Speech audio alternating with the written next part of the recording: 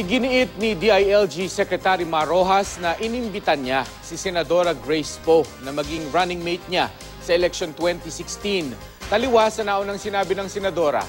Ayon kay Rojas, baka inakala lang ni Poe na wala pang formal na imbitasyon sa kanya dahil hindi pa raw opisyal na iniendorso ni Pangulong Aquino ang kalihim bilang standard bearer ng Liberal Party nang mag-usap sila. Sabi naman ni Poe, lagi naman siyang bukas sa pakikipag-usap kay Rojas na kaibigan niya. Bukod kay Poe, kabilang din daw sa mga tinitingnan ng Liberal Party na posibleng makatandem ni Rojas, sina Batangas Governor Vilma Santos at Camarines Sur Representative Leni Robredo. May mga katangian daw kasi ang mga ito na kailangan para ipagpatuloy ang daang matuwid. Nauna nang sinabi ni Governor V na wala siyang balak tumakbo sa mas mataas na posisyon sa 2016. Sabi naman ni Robredo, wala pang formal offer sa kanya.